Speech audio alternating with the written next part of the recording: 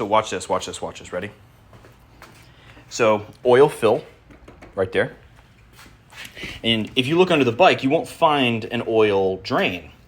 That's because it's this thing. You unclip it and then just point this hose down and take off the hose clamp and pull the plug, and all the oil drains out.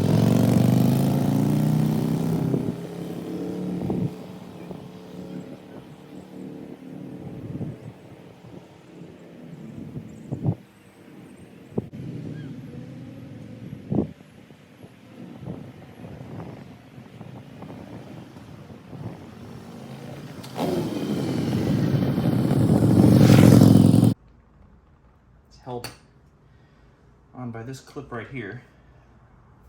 So we'll set that aside. But it's this hose. So I gotta just route this hose out away from the key components of the bike, stuff I don't want oil on. So I'm gonna run it down here, place my drain pan right underneath it, and then we're gonna just crack this bad boy open. All right, now I got some gloves. I'm not gonna get oil all over myself. Let's undo this little hose clamp. This is a weird system, I must admit. I've never seen anything like this before, but hose clamp, you just loosen it up. Let's see if I can slide this up over the rest of the plug so I don't end up losing it. Set it there, and then just yank the plug.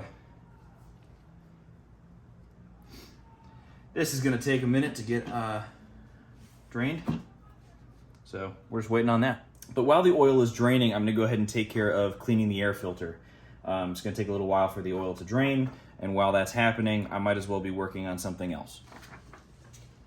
All right, all this time spent on the air filter means that our engine oil is now fully drained, and we can refer to the owner's manual.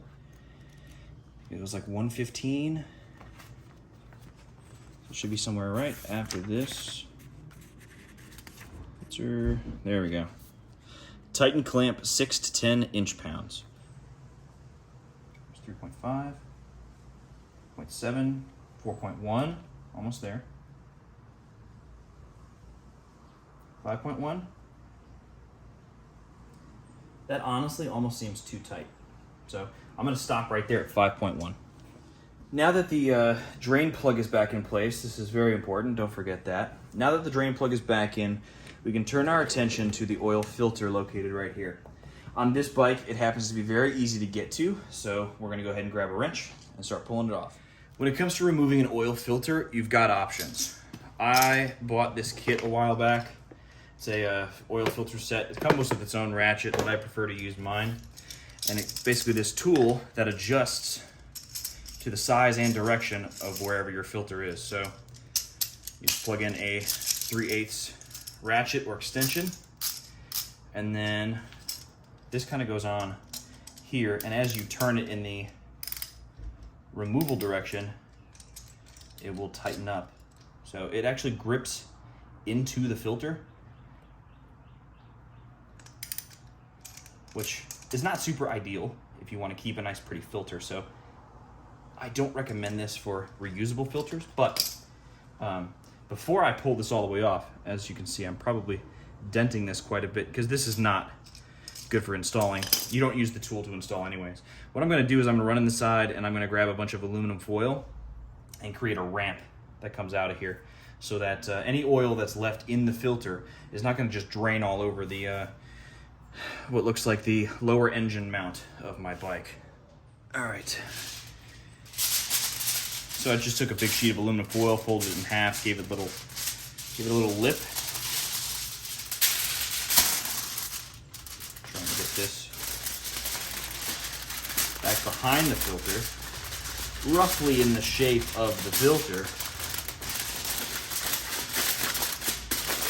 Make this thing back here. They make special funnels for this, but I honestly just don't feel like spending the money for it, so.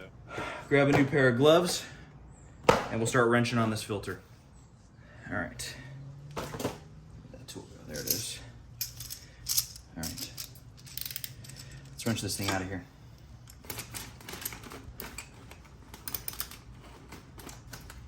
Try and line it up where I already kind of pre-made those grooves.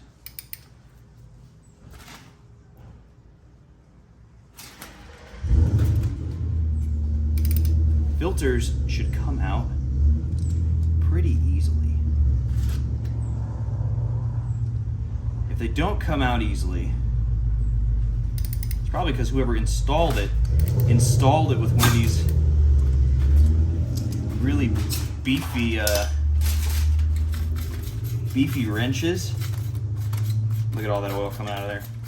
I'm glad that's not going to end up directly on my garage floor. Your oil filter actually contains a lot of oil, so we're going to make sure all of that gets drained out of there. We're going to give this a couple minutes. I still have the oil dipstick pulled up, so whatever oil is remaining in there is going to drain out.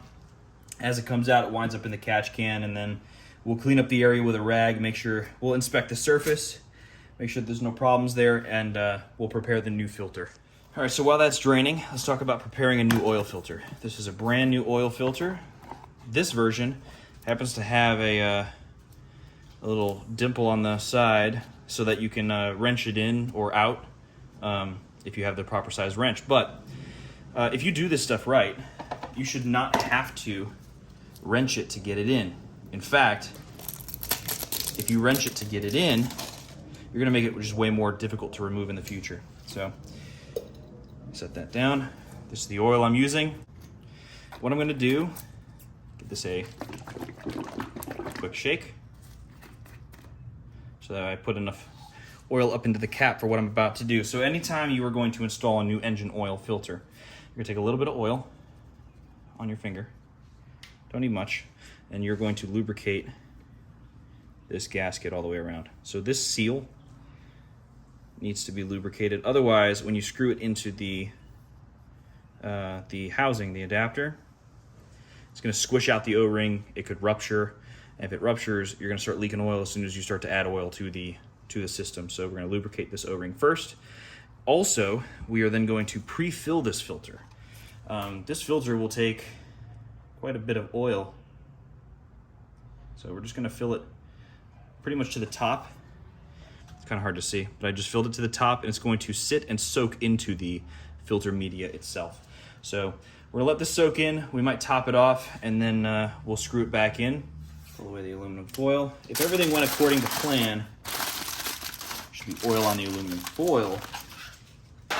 Just set up to the side, but nothing actually dripping down onto any areas of the bike. Wipe this down. And I'll grab a flashlight. We'll get a real good look at the mating surface here. Make sure there's no problems. All right, as you can see, the actual housing itself looks pretty clean. New filter install is incredibly simple. Since we already primed the filter itself and we lubricated the O-ring, I'm going to do this as quickly as possible because once this is sideways, oil is going to start coming out of it, and I don't want that to just dump all over everything. So all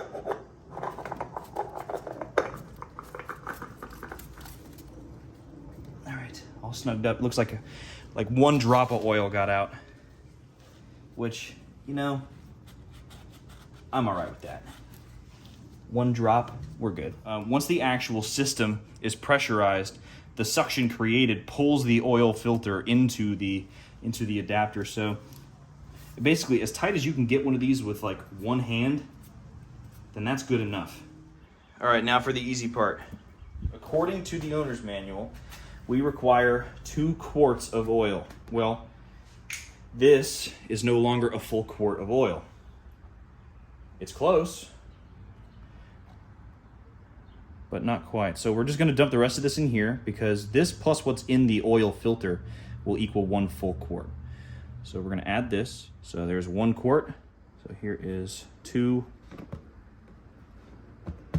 full quarts of 100% synthetic 20 W50 oil. Now, according to the owner's manual, we're supposed to verify that we have adequate pressure. All right, so let's get the main fuse back in here. All right, that's done. Let's get this out of the way. And we're gonna verify that we have a sealed system. We have oil pressure everywhere, so we're gonna turn the key, turn the engine run switch.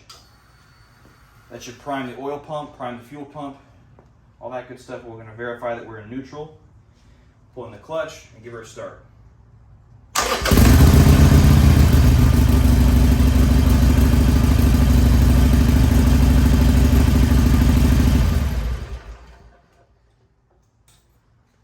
here to be like, but Mr. Vallone, that was way too short.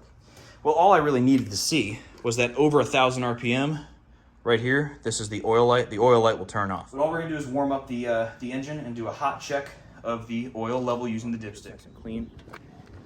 And this is going to go back in here. Turn it, click it. We're gonna give it a moment without rocking the bike too much, but still trying to hold it up straight. Pull this out. And notice we are right about halfway. All right, I'm back.